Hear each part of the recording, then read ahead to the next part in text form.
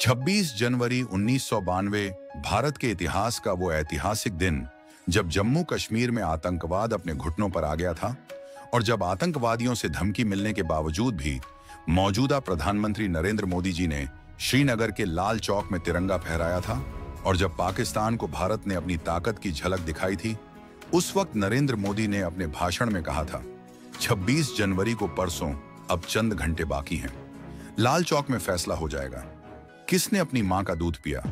तो आखिर कैसे अपोजिशन पार्टी के एक आम कार्यकर्ता होने के बावजूद उस समय नरेंद्र मोदी ने जम्मू कश्मीर में आतंकवादियों को मुंहतोड़ जवाब दिया था और जब वो आध्यात्म की तलाश में हिमालय गए थे तब उनके गुरुजी ने उन्हें कौन सा मंत्र दिया था जिसकी वजह से मोदी जी तपस्वी जीवन को त्याग कर वापस आ गए, जानेंगे आज की इस वीडियो में। लेकिन उससे पहले अगर आपने अभी तक चैनल सब्सक्राइब नहीं किया है तो जल्दी से चैनल को सब्सक्राइब कर दीजिए, साथ ही बेल आइकन पर क्लिक करके ऑल नोटिफिकेशन को भी ऑन कर लीजिए। साल 1992 में जम्मू कश्मीर आतंकवाद की आग में जल रहा था। घाटी में हर तरफ डर, गोलियों की बौछार और बंदूकें थीं। श्रीनगर के लाल चौक पर आतंकियों ने खुला ऐलान कर रखा था कि जिसने अपनी मां का दूध पिया है वह आए और यहां आकर तिरंगा फहराए।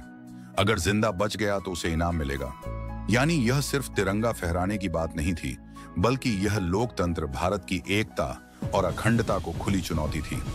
तभी भारतीय जनता पार्टी के वरिष्ठ नेता मुरली मनोहर जोशी ने देश को एकता का संदेश देने के लिए कन्याकुमारी से कश्मीर तक एकता यात्रा निकालने का ऐलान किया और इस यात्रा के प्रमुख आयोजन में उनके साथ एक युवा नेता भी थे, नरेंद्र मोदी। आतंकियों की धमकियों के बावजूद मोदी पीछे नहीं हटे।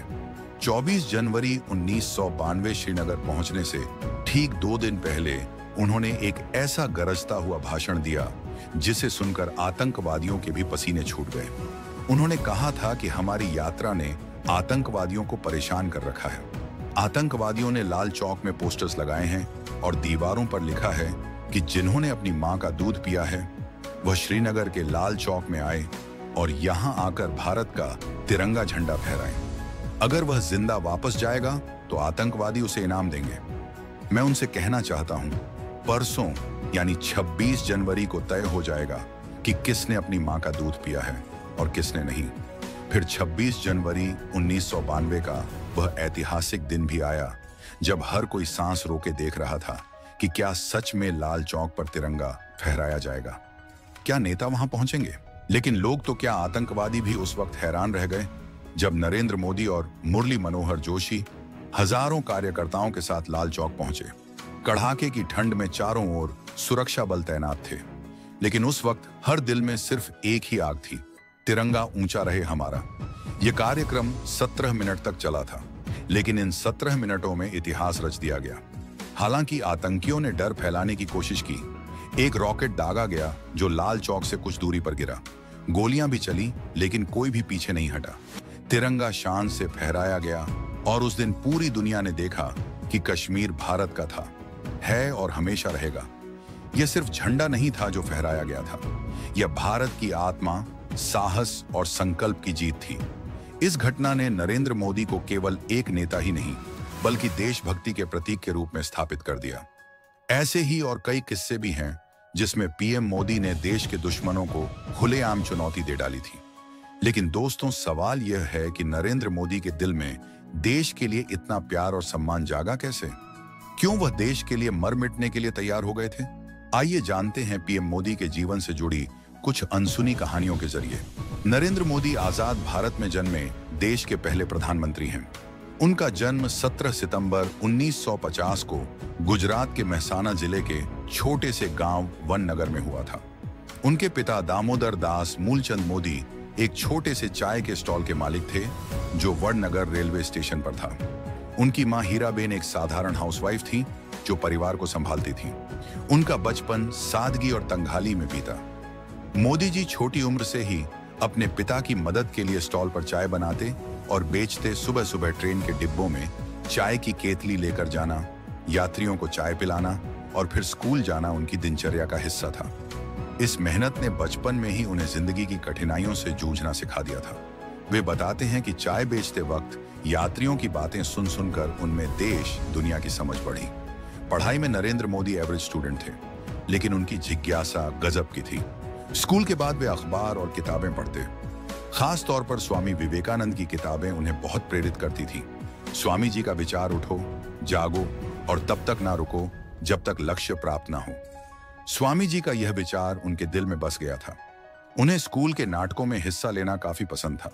उनकी आवाज में दम था और भाषण देने का हुनर बचपन से ही दिखने लगा था।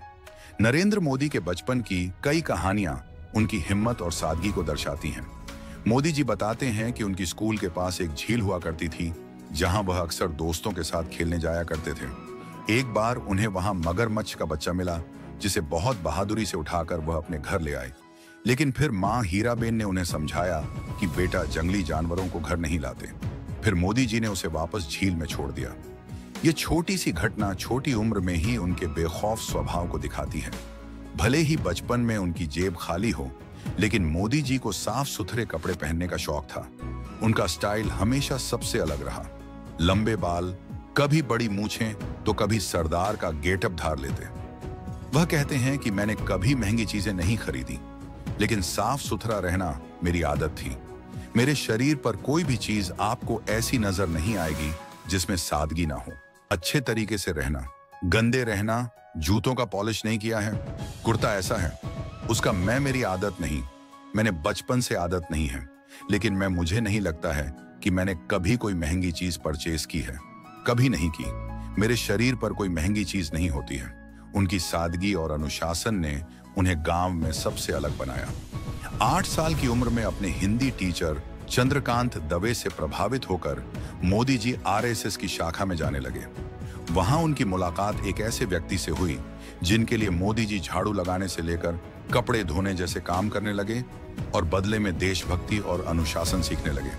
उस व्यक्ति का नाम था लक्ष्मण राव ईमानदार, जिन्हें सभी वकील साहब कहते थे।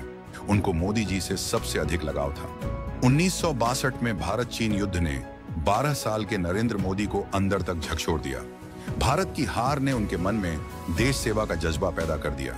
वे सेना में भर्ती होना चाहते थे, लेकिन आर्थिक तंगी के कारण मोदी जी आर्मी स्कूल तो नहीं जा पाए, लेकिन उन्होंने नेशनल कैडेट कोर यानी एनसीसी ज्वाइन कर ली। फिर 1965 के भारत पाक युद्ध के दौरान उन्होंने भारतीय सैनिकों की काफी सेवा की। दरअसल जब वननगर स्टेशन पर सैनिकों से भरी ट्रेनें रुकती, तो मोदी जी उनके लिए चाय और खाना लेकर पहुंचते। सैनिकों की हिम्मत और बलिदान को देखकर उनका देशभक्ति का जज्बा और भी मजबूत हो गया। लेकिन फिर साल 1967 में 17 साल की उम्र में नरेंद्र मोदी ने एक बड़ा फैसला लिया। उन्होंने घर छोड़ दिया। स्वामी विवेकानंद से प्रेरित होकर वे रामकृष्ण मिशन के दीक्षा मठ में पहुंचे ताकि सन्यासी बन सके।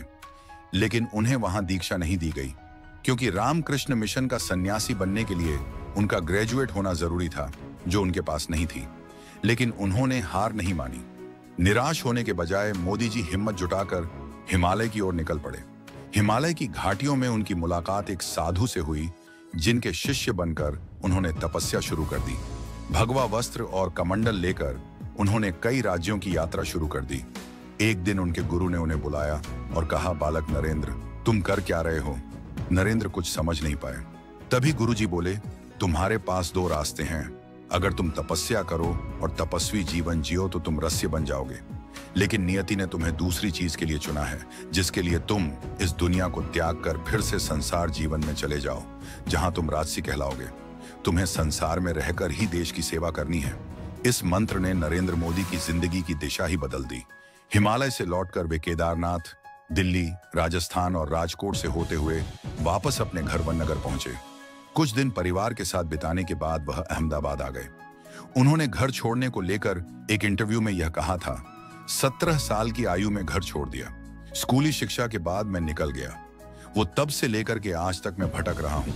अहमदाबाद पहुंचने के बाद उन्होंने चाय की दुकान पर काम करने के साथ साथ आरएसएस के प्रचारक के रूप में काम करना शुरू कर दिया। 1975 में जब इंदिरा गांधी ने कई राजनीतिक कारणों की वजह से राज्य में आपातकाल लगा दिया, उस वक्त भी मोदी जी सरदार के भेष में पुलिस से छुपकर सरकार की नीतियों का विरोध करते रहे। तब वह आरएसएस के प्रचारक थे। साल 1985 में नरेंद्र मोदी ने बीजेपी में औपचारिक रूप से एंट्री की और पार्टी के प्रचार प्रसार में जुट गए। उनकी मेहनत और संगठन क्षमता ने उन्हें जल्दी ही पार्टी में अहम जगह दिलाई। लालकृष्ण आडवाणी जी को उनका राजनीतिक गुरु माना जाता है। 1990 में लालकृष्ण आडवाणी की सोमनाथ से अयोध्या रथ यात्रा में उनकी भूमिका बेहद महत्वपूर्ण थी। वे रणनीति बनाते, कार्यकर्ताओं को जोड़ते और यात्रा को सफल बनाने में दिन रात जुटे रहते। फिर 1995 में बीजेपी ने गुजरात में पूर्ण बहुमत की सरकार बनाई और नरेंद्र मोदी को पार्टी का कामकाज देखने के लिए दिल्ली से मुंबई बुला लिया गया। 1998 में बीजेपी फिर सत्ता में आई, लेकिन मुख्यमंत्री केशुभाई पटेल की खराब सेहत और 2001 के भूकंप ने गुजरात को हिलाकर रख दिया। लोग सरकार से नाराज थे। तब अटल बिहारी वाजपेयी ने नरेंद्र मोदी को गुजरात भेजा। 7 अक्टूबर 2001 में नरेंद्र मोदी गुजरात के मुख्यमंत्री बने। उन्होंने विकास और सुशासन पर जोर दिया। गुजरात में सड़कें, बिजली और पानी की व्यवस्था सुधारी। उनके नेतृत्व में गुजरात ने औद्योगिक और आर्थिक तरक्की की। 4 बार लगातार जीतकर मोदी जी ने 13 सालों तक गुजरात के मुख्यमंत्री का पद संभाला और फिर 2014 में बीजेपी ने केंद्र में भारी बहुमत से जीत हासिल की। 26 मई 2014 को नरेंद्र मोदी भारत के प्रधानमंत्री बने, जिसके बाद उनकी नीतियों जैसे स्वच्छ भारत, डिजिटल इंडिया और मेक इन इंडिया ने देश को नई दिशा दी। उनकी सादगी, मेहनत और देशभक्ति ने उन्हें जन जन का नेता बना दिया। नरेंद्र मोदी 6 भाई बहनों में तीसरे नंबर पर थे। उन्होंने 17 साल की उम्र में परिवार के कहने पर यशोदाबेन से शादी की, लेकिन वे कभी साथ नहीं रहे। उनका मानना है कि एक अविवाहित व्यक्ति भ्रष्टाचार के खिलाफ ज्यादा मजबूती से लड़ सकता है। दोस्तों, आज के लिए बस इतना ही। अगर आप इस वीडियो का पार्ट 2 देखना चाहते हैं, जिसमें हम प्रधानमंत्री बनने के बाद मोदी जी के जीवन के रोमांचक सफर की बात करेंगे। अगर आपको पार्ट 2 देखना है तो कमेंट बॉक्स में पार्ट 2 जरूर लिखें। अगर यह वीडियो अच्छा लगा हो तो इसे लाइक और शेयर जरूर करें। ऐसी ही रोमांचक वीडियोस देखने के लिए हमारे चैनल को सब्सक्राइब करके पास वाली घंटी के बटन को भी जरूर दबाएं। जय हिंद।